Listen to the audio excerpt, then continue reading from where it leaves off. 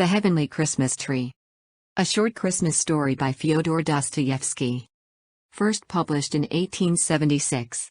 He depicts Petersburg people who do not have equal lives in this story. The story is set on Christmas Eve in a big unnamed town where was not mentioned name of the town. Begins with a boy who is 6 years old. The boy wakes up in a cold damp cellar. He has got a sick mother. In another corner of the room, there is an old woman of 80. She is groaning with rheumatism. The boy touches his mother's face and she does not move at all. The boy does not understand that his mother is dead. He goes out of the cellar and wanders the streets, looks at the windows of the houses and he sees happy children, dolls, huge the Christmas trees and delicious cookies. The boy starts to have a dream and he sees his mother. Christ's Christmas tree and happy orphan children as he shivers from the cold. The story is told in a dramatic way because unequal lives may upset the readers. Let's listen to the complete story. The Heavenly Christmas Tree. I am a novelist, and I suppose I have made up this story. I write I suppose, though I know for a fact that I have made it up. But yet I keep fancying that it must have happened somewhere at some time. That it must have happened on Christmas Eve in some great town in a time of terrible frost.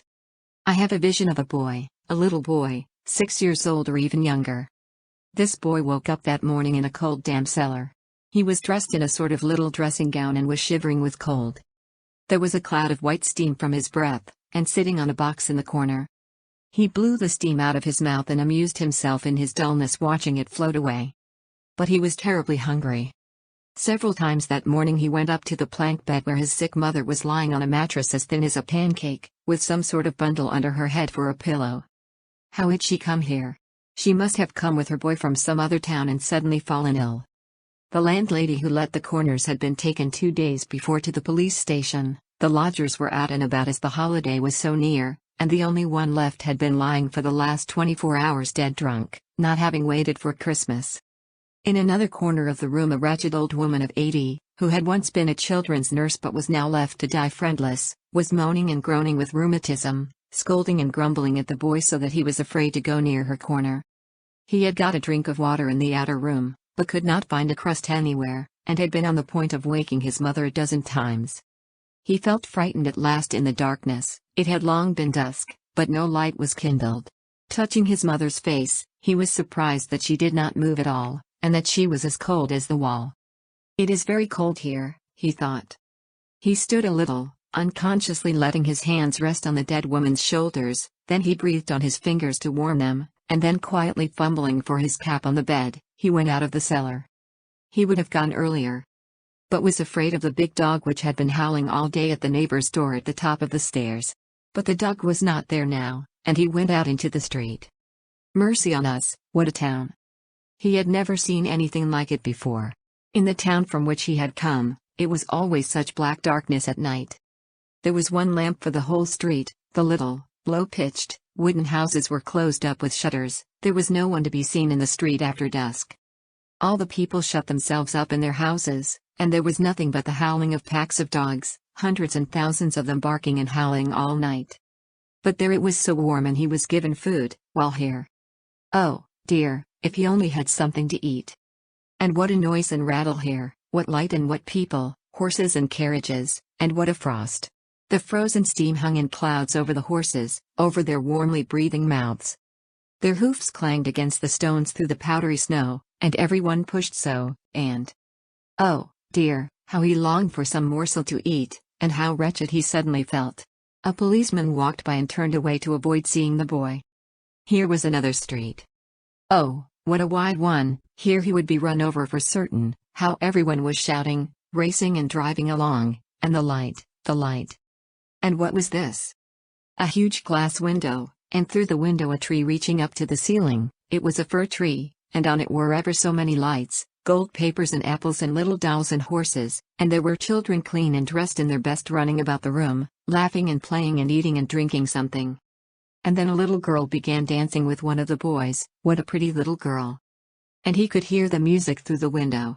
The boy looked and wondered and laughed, though his toes were aching with the cold and his fingers were red and stiff so that it hurt him to move them. And all at once the boy remembered how his toes and fingers hurt him, and began crying, and ran on, and again through another window pane he saw another Christmas tree. And on a table cakes of all sorts. Almond cakes, red cakes and yellow cakes, and 3 grand young ladies were sitting there, and they gave the cakes to anyone who went up to them, and the door kept opening. Lots of gentlemen and ladies went in from the street. The boy crept up, suddenly opened the door and went in. Oh, how they shouted at him and waved him back. One lady went up to him hurriedly and slipped a kopeck into his hand, and with her own hands opened the door into the street for him. How frightened he was! And the kopeck rolled away and clinked upon the steps. He could not bend his red fingers to hold it tight. The boy ran away and went on, where he did not know. He was ready to cry again, but he was afraid, and ran on and blew his fingers. And he was miserable because he felt suddenly so lonely and terrified, and all at once, mercy on us! What was this again? People were standing in a crowd admiring. Behind a glass window there were 3 little dolls, dressed in red and green dresses, and exactly as though they were alive. One was a little old man sitting and playing a big violin, the 2 others were standing close by and playing little violins and nodding in time, and looking at one another, and their lips moved. They were speaking, actually speaking. Only one couldn't hear through the glass. And at first the boy thought they were alive, and when he grasped that they were dolls he laughed. He had never seen such dolls before, and he had no idea there were such dolls. And he wanted to cry, but he felt amused by the dolls. All at once he fancied that someone caught at his smock behind. A wicked big boy was standing beside him and suddenly hit him on the head, snatched off his cap and tripped him up. The boy fell down on the ground. At once there was a shout. He was numb with fright. He jumped up and ran away. He ran, and not knowing where he was going, ran in at the gate of someone's courtyard, and sat down behind a stack of wood. They won't find me here, besides it's dark. He sat huddled up and was breathless from fright, and all at once, quite suddenly, he felt so happy. His hands and feet suddenly left off aching and grew so warm as though he were on a stove. Then he shivered all over, then he gave a start. Why, he must have been asleep. How nice to have a sleep here. I'll sit here a little and go and look at the dolls again, said the boy, and smiled thinking of them. Just as though they were alive. And suddenly he heard his mother singing over him.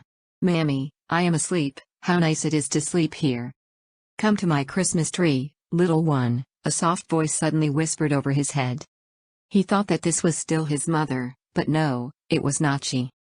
Who it was calling him? He could not see, but someone bent over and embraced him in the darkness. And he stretched out his hands to him, and all at once, oh, what a bright light!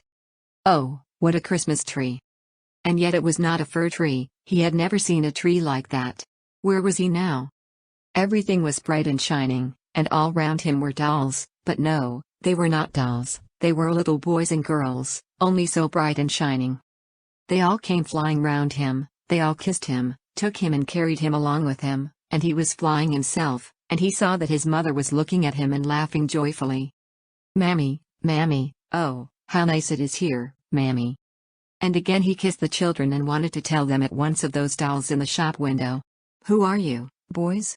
Who are you, girls? He asked, laughing and admiring them. This is Christ's Christmas tree, they answered. Christ always has a Christmas tree on this day, for the little children who have no tree of their own. And he found out that all these little boys and girls were children just like himself. That some had been frozen in the baskets in which they had as babies been laid on the doorsteps of well-to-do Petersburg people. Others had been boarded out with Finnish women by the foundling and had been suffocated. Others had died at their starved mothers' breasts, in the Samara famine. Others had died in the third-class railway carriages from the foul air, and yet they were all here. They were all like angels about Christ. And he was in the midst of them and held out his hands to them and blessed them and their sinful mothers. And the mothers of these children stood on one side weeping, each one knew her boy or girl. And the children flew up to them and kissed them and wiped away their tears with their little hands.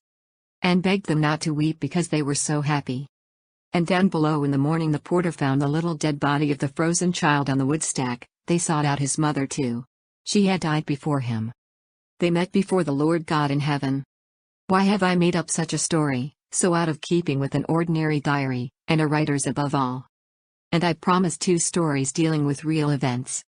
But that is just it, I keep fancying that all this may have happened really. That is, what took place in the cellar and on the wood stack, but as for Christ's Christmas tree, I cannot tell you whether that could have happened or not. End of the story. Thank you. Thank you.